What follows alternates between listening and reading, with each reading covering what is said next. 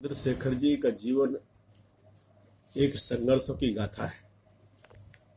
उनके बचपन से लेकर उन्होंने अपने आप को स्थापित करने तक और नेतृत्व की प्रथम पंक्ति में शामिल लाने तक के लिए काफ़ी संघर्ष किया था। वो पहले समाजवादी पार्टी में थे और आचार्य नरेंद्र जी के प्रभाव से वो समाजवादी पार्टी में आए थे। समाजवादी विचारधारा उन्होंने वहीं से अंगीकार की थी और उस समाजवादी विचारधारा के साथ वो सदैव अपने मन में उसको पालित पोषित भी करते रहे। बाद में आचार्य जी की मृत्यु के बाद डॉक्टर लोहिया की मृत्यु के बाद वे कांग्रेस में चले गए। उन्हें उम्मीद थी कि श्रीमती इंदिरा गांधी शायद देश में समाजवाद लाना चाहती हैं, इसलिए वो उनके पक्ष में खड़े हुए थे।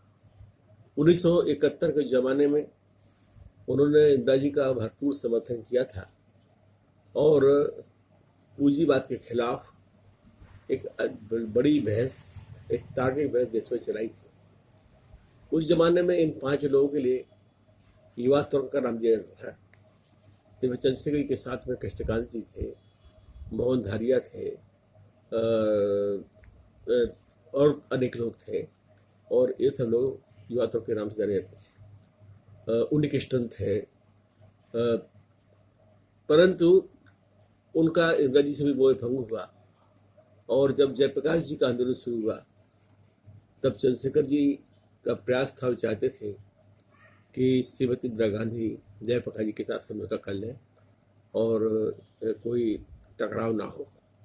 उन्होंने अपने घर पर सांसदों की बैठक भी बुलाई थी, जिसमें कांग्रेस पार्टी के काफ़ी बड़ी संख्या में सांसद इकट्ठे हुए थे और उसके बाद उनकी राय से इंदिरा जी को अवगत कराया था।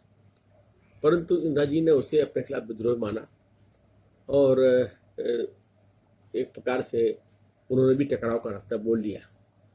परिणाम भी हुआ कि देश में जब आपातकाल लगा तो कांग्रेस सरकार ने चंद्रशेखर जी को जेल में डाला।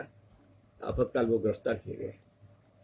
इसके बाद भी वो लगातार सक्रिय रहे। उन्होंने जेल में रह के अपनी एक जेल डायरी के नाम की पुस्तक लिखी जो बाद में छपी भी है। और जब जनता पार्टी बनी तो मोरारजी भाई उसके पहले अध्यक्ष थे, दूसरे अध्यक्ष चंद्रशेखर जी के रहे। चंद्रशेखर जी ने अपने विचारों के साथ समझौता नहीं किया और समाजवादी मित्रों के लिए, समाजवादी लोगों के लिए वो सदैव चिंतित रहते थे और काम करते थे। अल्पकाल के लिए वो प्रधानमंत्री बने। उस प्रधानमंत्री बनने की गाथा में मैं भी नहीं जाऊंगा, परंतु प्रधानमंत्री बनने के बाद भी उन्होंने अपनी भारतीयता की शैली को नहीं छोड़ा। उसी प्रकार के वस्त्र, उसी प्रकार के जीवन शैली, एक प्रकार से अकृत्रिम जीवन शैली एक उनकी रही और ये उनके प्रधानमंत्री काल की उनके निजी एक तौर पर उनके लिए एक विशेषता थी। वो कम से कम विचार के आधार पर कभी भी पूंजी के पक्ष में खड़े नहीं होते थे और उनके मन में कमजोरों के प्रति, सामान्य लोगों के प्रति चिंता होती थी। चंद्रशेखर जी ने लंबी पदयात्रा की। इतनी लंबी पदयात्रा शायद किसी एक व्यक्ति ने नहीं की होगी। वो कन्याकुमारी से लेकर चले और वहाँ से चल कर के दिल्ली तक आए।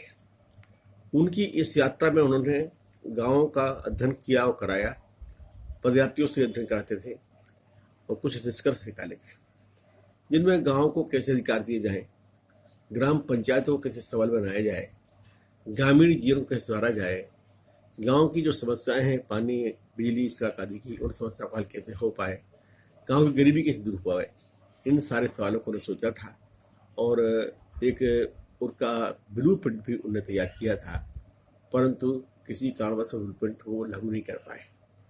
आज हम लोग के बीच वो नहीं है। उन्होंने अपने जीवन में कभी अपने स्वाभिमान से समझौता नहीं किया। वो जहाँ भी रहे सम्मान और स्वाभिमान के साथ रहे और अगर जरा भी कोई चुनौती को मिली या उनके सम्मान के प्रति कोई ठेस पहुंची तो उन्होंने कुर्सी को लात मारने में देर नहीं की, कुर्सी को छोड़ने में देर नहीं की। इस मामले में उनका स्वभाव एकदम खरा स्वभाव था। जब कांग्रेस पार्टी ने, राजीव गांधी ने उनको समर्थन दिया था और सरकार बनी थी, तो वो सरकार भी एक सिपाही के सवाल को करी। स्वर्गीय राजीव गांधी को सूचना किसी ने दी कि चंद्रशेखर जी की सरकार की जांच करा रही है। उनके कार्यक्रम में और उनके घर के पास में 2 पुलिस वाले या 1 पुलिस वाला भेज दिया गया है। अब ये कोई बहुत महत्वपूर्ण घटना नहीं थी और ये एक सामान्य प्रक्रिया भी है, परंतु चंद्रशेखर जी ने उसका बहुत बुरा माना और उसी बात पर से नाराज होकर के उनके समर्थन को त्याग दिया और एक बार स्थिति बदलने के लिए चुनाव के मैदान में आए। हालांकि चुनाव के मैदान में आने के बाद वो उस चुनाव में बहुमत नहीं ला पाए, परंतु उन्होंने अपने सम्मान के साथ में समझौता नहीं किया। 1984 में भी जब सिखों के साथ दंगे हुए, तब भी चंद्रशेखर जी सिखों के साथ खड़े हुए, दंगाइयों के खिलाफ खड़े हुए और इसका उनको राजनीतिक नुकसान भी उठाना पड़ा। 1984 का चुनाव वो हार गए और इस चुनाव के हारने के बाद उन्होंने 5 साल कोई और चुनाव नहीं लड़ा। यह भी उनमें एक विशेष गुण था कि वे सत्ता के पीछे या कुर्सी के पीछे कम से कम इस ढंग से नहीं जाते थे कि जिससे कोई सम्मान कहीं गिर पाए।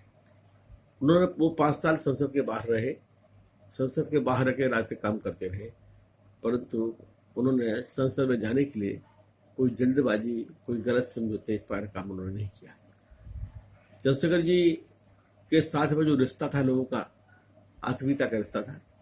सारे देश के कार्यकर्ता उनको अध्यक्ष जी करके पुकारते थे और वो सारे युवा अध्यक्ष रहे।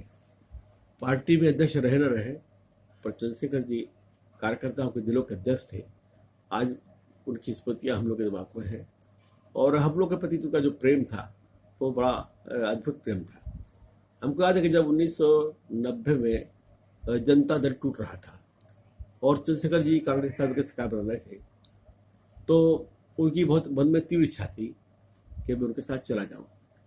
उनके मन में ये भी तीव्र इच्छा थी कि मैं उनकी सरकार में मंत्री बनूं, परंतु मैंने उनको कहा कि मेरे लिए उचित नहीं होगा। मैं ना सांसद हूँ एक, और दूसरा ये कि मैं इस समय पार्टी को तोड़ना अच्छा नहीं मान रहा हूँ, क्योंकि इस समय देश की जो भावनाएं हैं, खासकर जो पिछड़े वर्ग की भावनाएं हैं, इसके खिलाफ ये निर्णय जाने वाला है। इस समय पिछड़े वर्ग के साथ खड़े हो जा सकता है। बहरहाल उस सवाल पर उनके और हमारे मतों में कोई भिन्नता थी, परंतु इसके बावजूद भी उनका और हमारा निजी प्रेम सदैव एक सा बना रहा और उन्होंने कभी हमारी बात को वैसे नहीं टाला और हम लोग भी उनके प्रति सदैव सम्मान के साथ रहे, उनके प्रेम के पात्र बने रहे। चंद्रशेखर जी कोई स्थायी दुश्मनी भी किसी से नहीं पालते थे, स्थायी बुराई नहीं पालते थे और बहुत सारी चीज़ों को सह के टालने का भी उनका स्वभाव था। उनका जो स्थान था संसद में, देश में, वो एक अलग ढंग का स्थान था। एक ऐसा व्यक्ति जो कभी भी किसी जगह हस्तक्षेप कर सकता है, जो लोगों को रास्ता बता सकता है, जो सरकार को भी रास्ता बता सकता है, जो जनता से भी अपनी बात खुले ढंग से कह सकता है। ये व्यक्तित्व उनका था, ये स्थान उनका था। वो उस स्थान को पूरा करने के लिए आपको दूसरा व्यक्ति देश में नहीं है। आज उनकी स्मृति है, हम उनकी स्मृति में उनको नमन करते हैं और उनकी यादों को फिर से धन्यवाद करते हैं।